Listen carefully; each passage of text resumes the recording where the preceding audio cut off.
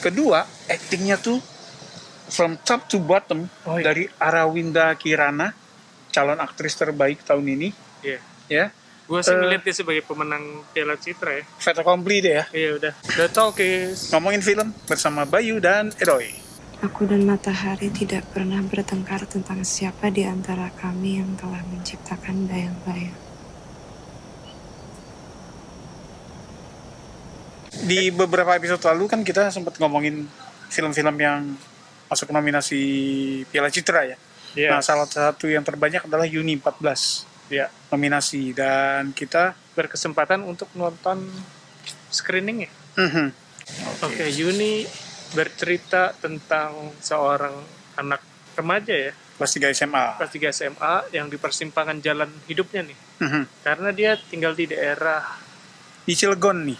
Cilegon, Gitu di daerah masih daerah miskin lah bisa Ya, dibilang. ya, not really kota besar, not really kota tertinggal juga gitu ya. Kan dia kota industri, kawasan industri kan. Iya. Nah, jadi di situ tuh si Yuni, masyarakat sekitar tuh masih memegang norma-norma tradisional. Salah satunya adalah Cewek kalau terutama dari keluarga yang Yuni keluarganya ibunya sederhana ya. ya sederhana, ibunya dan bapaknya kerja di Jakarta jadi blue collar work lah gitu. Ya, Yuni tinggal sama neneknya nih. Gitu. Jadi di saat Yuni ingin melanjutkan kuliah, walaupun dia belum tahu mau kuliah apa, bahkan jurusan apa aja nggak tahu. Karena pilihannya ya melanjutkan atau kawin. Nah, itu lingkungan sekitar yang berkawin deh. Apalagi memang di daerah dia hamil muda tuh udah kayak lazim gitu, Bay. Iya emang. Ya. Termasuk ada temannya kan. Orang menikah muda, hamil muda. Hamil muda yang bahkan di luar nikah pun tuh udah jadi kayak kejadian sehari-hari aja. Iya. Gitu loh. Terus? Nah, gitu. Jadi, nah terus satu lagi, norma yang masih dipegang oleh masyarakat sekitar adalah lamaran itu dianggap rezeki yang nggak boleh ditolak. Dan pamali kalau sampai nolak lamaran lebih dari 2 kali. Nah kebetulan Yuni di usia yang sekarang banyak yang tertarik untuk melamar dia. Ya. Ada beberapa. Lebah yang kumbang nih, yang tua muda tuh tertarik sama Yuni. Tapi kita bisa tahu mereka tertarik secara fisik. Ya, karena Nggak kenal juga. Karena iya, Yang yang pertama nggak sama kenal. sekali nggak kenal, baru ketemu sekali. Baru ketemu sekali. Dan pandangannya itu yang penuh dengan las gitu ya. Nah, sementara yang kedua, itu kenal Yuni lama, tapi dari Yuni kecil. Udah aki-aki ya. Terus Dia yang, punya istri juga. wah sekarang kamu udah gede ya, besoknya ngelamar. Gitu kan. Itu trigger banget tuh buat sebagian orang. Buat gue sendiri trigger tuh ya. Gitu. Nah, kemudian Yuni, ada juga sebetulnya, apakah yang suka Yuni itu cuma orang-orang yang kayak gitu? Enggak, teman sekolahnya juga ada, adik kelas malah. Adik kelas suka. Terus Yuni juga suka sama gurunya ya. Guru Pak Damar, guru bahasa Indonesia yang simpatik, Emang baik, ganteng, karismatik. diperankan Dimas Aditya. Gitu. Nah, akhirnya puncaknya adalah ketika lamaran ketiga datang. Gitu. Nah, oke. Yang menarik dari Yuni adalah penggambaran slice of life-nya ya. Jadi artinya gini, problem-problem yang diangkat tuh walaupun mungkin nggak kejadian sama kita, tapi familiar ya, baik. Gitu. Kita mengenal itu. Iya. Gitu ya, kayak hamil muda, kawin sekolah jangan tinggi-tinggi misalnya kayak gitu ya. Kayak Rohis yang mulai Musik dilarang menggenggam dominasi di sekolah ya. Jadi Di ada sekolah. ekskul band yang diberhentikan. Iya. Karena Padahal menjual yang- suara itu aurat, suara itu hobi nyanyi ya si Yuni. Yuni. Jadi suara itu aurat gitu loh. Kedua, actingnya tuh from top to bottom, dari Arawinda Kirana, calon aktris terbaik tahun ini.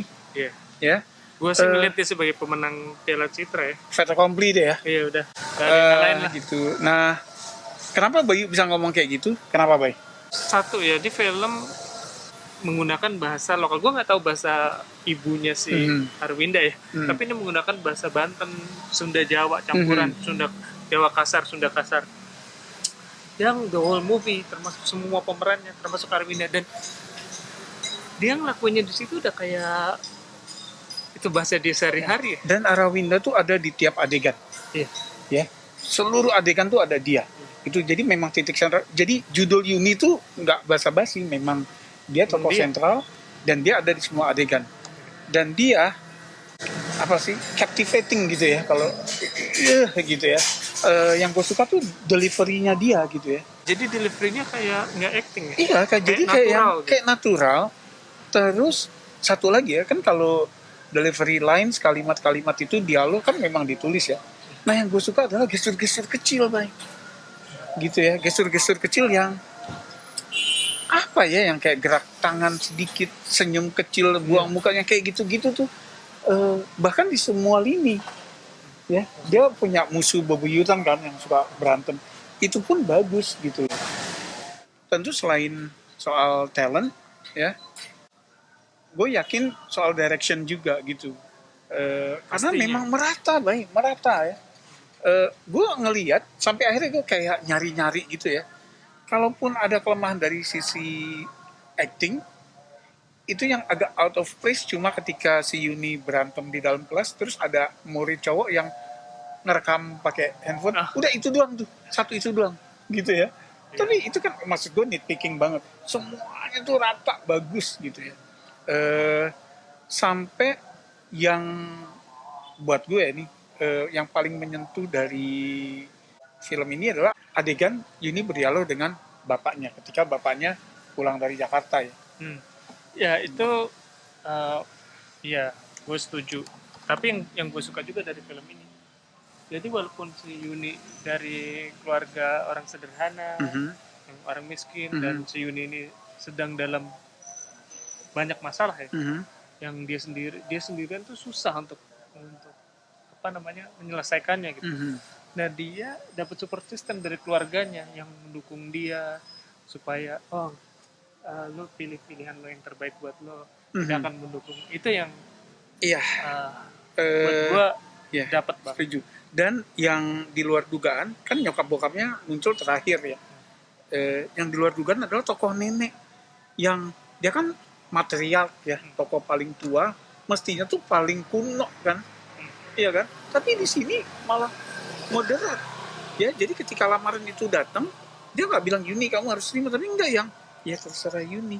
Dan apapun keputusannya diterima. Itu kayak ibunya, bapaknya, semuanya begitu. Jadi itu yang menghangatkan sih. Iya, jadi ini walaupun slice of life, nggak yang cerita nelongso kok. Ini uplifting kalau buat gue ya. Ya walaupun gue pada nonton gue takut nih sama endingnya apa nih, mudah-mudahan nggak. Tapi ini uplifting gitu ya. Kita baru tahu juga nih film yang akan dikirim Indonesia untuk Oscar ya. Oke, jadi selesai kita nonton baru ada pengumuman bahwa Yuni akan mewakili Indonesia di Best International Pictures. Dan gue pribadi sampai saat ini, sampai selesai nonton ini, Yuni buat gue adalah film terbaik 2021 dari negara manapun. Setuju. Gitu. Setuju. Gue juga berpikiran seperti itu. Kita belum nonton Penyalin Cahaya nih, yang gue harap bagus juga. Kita belum nonton. Tapi kayaknya susah banget ngalahin Yuni. Di titik ini gue ngelihat Yuni ini belum terbaik karena rata kualitasnya. Ya, acting, dialog, teknis, pola bertutur, rata semuanya. Oke, baik. Lu kasih nilai berapa untuk Yuni? Aduh, karena 10 untuk Tuhan, 9,5 lah. Gue near perfect juga, segitu buat lu. Gue berharap Yuni ini bukan cuma sukses, tapi jadi standar baru. Ya. Gitu. Ini art house tapi yang lo kena. Bisa dinikmati sih. Kalau menurut gue kuncinya satu, tendangan emosinya tuh nyampe di kita. Betul. Itu emosi deh yang penting. Itu yang nyampe di kita. Oke. Makasih udah mampir. Tunggu aja Yuni 9 Desember ya. Main untuk umum. Kita doain mereka Yuni sukses di Oscar nanti tahun depan. Silakan komen atau ada yang mau tanya-tanya, kita mungkin belum lengkap bahasannya. Makasih. Like, subscribe. Sampai ketemu di episode berikutnya. Salam.